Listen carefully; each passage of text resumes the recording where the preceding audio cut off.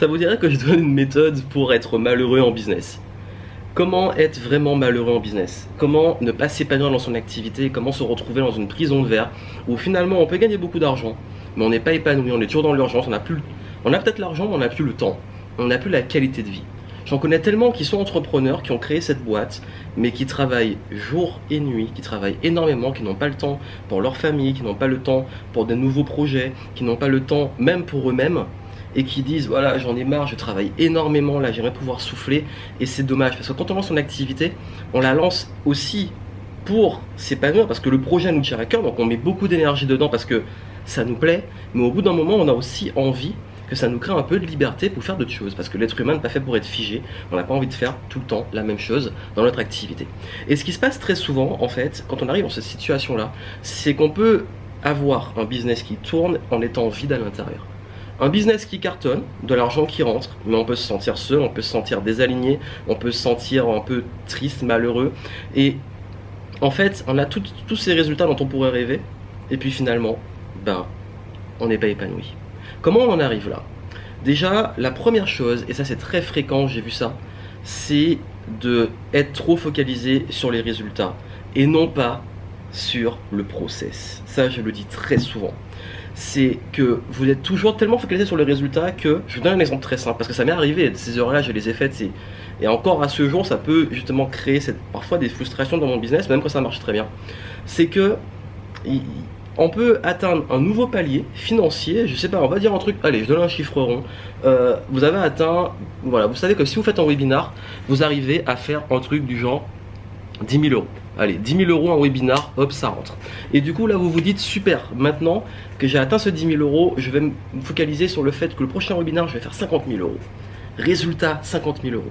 Et du coup, vous donnez toute votre énergie, vous faites appel à des partenaires, vous créez le truc, etc. Et vous faites 15 000 euros. Et là, vous vous dites, ah mince, je suis déçu. Et pourtant, vous avez fait quand même plus que les 10 000. Et ça, c'est un syndrome très fréquent chez les entrepreneurs. Visez haut, avoir un résultat en dessous, mais être quand même déçu en oubliant la progression qui a été faite jusque-là. C'est-à-dire qu'aujourd'hui, en fait, si je regarde quand j'ai commencé, quand je commençais à faire lancer des produits, faire des ventes, etc., j'étais super heureux. Et maintenant, si je fais les mêmes chiffres, je serais complètement dépressif en me disant, mais c'est catastrophique. Qu'est-ce qui se passe? Justement, j'ai les nouveaux standards, mais si je focalise que sur les résultats, qu'est-ce qui se passe? On se crée justement des frustrations. Et ça, c'est très subtil et dur à comprendre. Je vais vous expliquer tout ça. C'est qu'en fait, vous devez donner le meilleur de vous-même, vous devez faire ce qu'il faut, mais lâcher prise parce que le résultat ne vous appartient pas. Ça veut dire que quel que soit ce que vous voulez créer comme projet ou atteindre comme justement un résultat, et d'ailleurs c'est ce que je dis souvent, ce qui n'apporte pas, parce qu'on dit souvent faire des objectifs SMART, c'est pas ça qui compte. C'est pas l'objectif, la destination qui est finalement un résultat. Ce qui va compter le plus et qui est le plus important, c'est le process que vous allez mettre en place. Si vous voulez faire plus de ventes, ou je sais pas 10 000 euros de vente, c'est un résultat. Mais ce qui va faire la différence et ce qui compte le plus, c'est qu'est-ce que vous allez mettre en place comme process pour faire ces 10 000 euros. Ça veut dire, qu'est-ce que vous allez faire comme apporter de valeur, comme campagne, comme branding, comme système, comme flow de vente, bref, peu importe, parce que c'est ça un process. Qu'est-ce que vous allez mettre en place tous les jours pour atteindre cet objectif? Et ça, vous devez l'aimer. Parce que si vous n'aimez pas ce que vous faites, c'est comme ça qu'on devient malheureux. Parce qu'on est, d'ailleurs, si on est focalisé que sur le résultat, on est sur un truc qui ne nous appartient pas directement. Parce qu'on peut provoquer ce résultat, mais on ne maîtrise pas tout. Vous ne maîtrisez pas forcément comment les gens pensent, l'environnement, ce qui peut se passer. Et du coup, vous n'avez pas un total contrôle sur les résultats. Vous avez un contrôle sur vos pensées, vos décisions, vos actions. Mais le résultat ne vous appartient plus.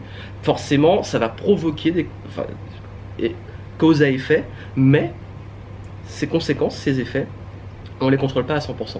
Et le jour où on apprend à lâcher prise dessus, de se dire je fais de mon mieux, je kiffe le process, je fais ce qu'il faut, voilà, je dis pas qu'il faut rien faire. C'est la notion de lâcher prise. C'est la différence entre abandonner, je laisse tomber, et lâcher prise, je lâche prise sur ce que je ne contrôle pas, notamment le résultat, les autres, etc., l'environnement. Par contre, je focalise sur ce que je maîtrise. Et là, si vous focalisez sur ce que vous maîtrisez et que vous aimez ce que vous maîtrisez, vous allez vous épanouir à mort. Et ça, c'est important. C'est ce que j'appelle kiffer le game. Aimer le process. C'est très subtil et ça, je l'enseigne dans Envol, dans la méthode Envol. Si vous voulez le voir en description, je vous présente la méthode Envol. Et c'est une méthode que j'ai développée pour la productivité, l'efficacité, la motivation et réussir à atteindre, dépasser les objectifs avec cette philosophie de kiffer le process et qui va provoquer des résultats positifs, mais sans s'attacher aux résultats. Ça c'est très important parce qu'on ne peut pas garantir une réussite à 100%. Mais on peut faire ce qu'il faut pour atteindre cette réussite. Voilà, voilà, c'est comme je dis souvent, il y a des personnes qui ont réussi, qui savent comment faire, ça ne veut pas dire que forcément pour nous ça a fonctionné, mais ça a plus de chances. Donc mettez toutes les chances de votre côté et lâchez prise. Et là, vous allez être beaucoup plus heureux. Deuxième chose, ça c'est un truc très classique, c'est le fait de ne pas aimer ses clients. Si vous avez des clients qui ne vous correspondent pas, qui ne vous respectent pas, qui ne partagent pas vos valeurs, qui vous paient mal, qui ne vous paient pas du tout, ça peut arriver, ben, comment vous l'êtes épanoui si vous travaillez avec des gens que vous n'aimez pas.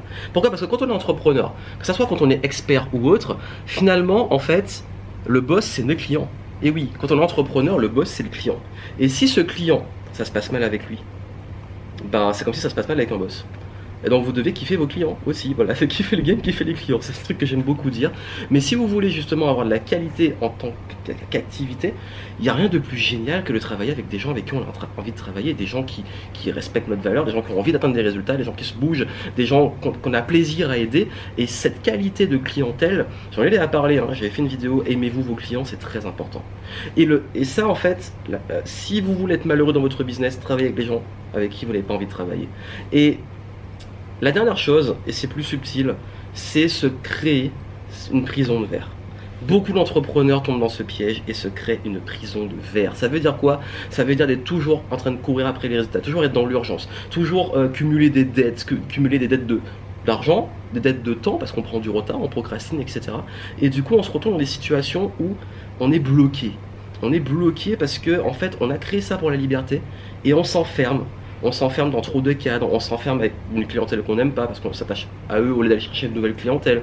On s'enferme dans des process qui ne nous correspondent pas, dans des stratégies qui ne nous correspondent pas. Et du coup, on se crée peu à peu une prison sans s'en rendre compte.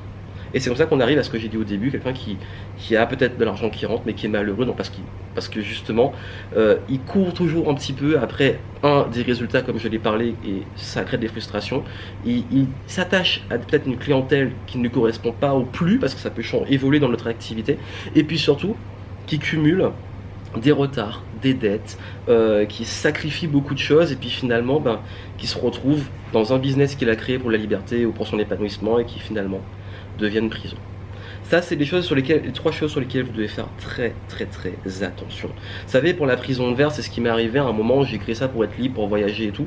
Et je me suis retrouvé en fait à travailler directement avec des clients dans des villes en tant que consultant, à être dans des bureaux comme un salarié. Et là, j'ai dit, oh là là, stop, il y a un truc qui va plus. Non seulement je bossais avec des gens avec qui j'ai pas forcément envie de travailler, j'avais des très bons clients, mais j'avais aussi des clients que j'aimais pas parce que je sacrifiais un peu parce que j'avais peur de ne pas avoir de clients. Et puis surtout, je me suis retrouvé à bosser énormément dans des bureaux. Tout ce que je voulais pas en fait. Donc voilà, gardez ça en tête, c'est très important. Restez épanoui, restez aligné dans votre business. Vraiment, focalisez sur le process avant le résultat. Créez-vous des process, des journées, des habitudes qui vous plaisent, un style de vie qui vous plaît, travaillez dessus en priorité. Également, apprenez à aimer vos clients et ciblez des gens que vous aimez. N'essayez pas de plaire à tout le monde, travaillez avec des gens avec qui vous kiffez, vous allez voir que vous allez sentir beaucoup mieux. Et puis surtout, n'oubliez jamais cette notion et ce pourquoi vous avez créé ce business. Pourquoi vous l'avez créé? Pour la liberté, pour l'épanouissement, pour vous, votre famille, vos proches, peu importe. N'oubliez jamais pourquoi vous l'avez fait et ne vous créez pas une prison qui vous prive de ce pourquoi. Donc si vous voulez, en description, allez voir, je donne des trucs pour aller beaucoup plus loin, pour travailler votre mindset et mettre tout ça en place. Que ça soit attirer les bonnes personnes, que ça soit réussir à bien fixer les objectifs et travailler sur vos process, que ça soit sur comment justement créer plus de liberté, vous détacher un peu des choses. Allez voir tout ça parce qu'il est important que vous arriviez à vous détacher émotionnellement, clairement, en fait, finalement, de ces résultats, de vos clients, de tout ce qui se passe pour que vous puissiez vraiment être libre. Et ça, c'est très important. Allez voir ça, c'est en description et moi, je vous souhaite plein de succès. À très bientôt.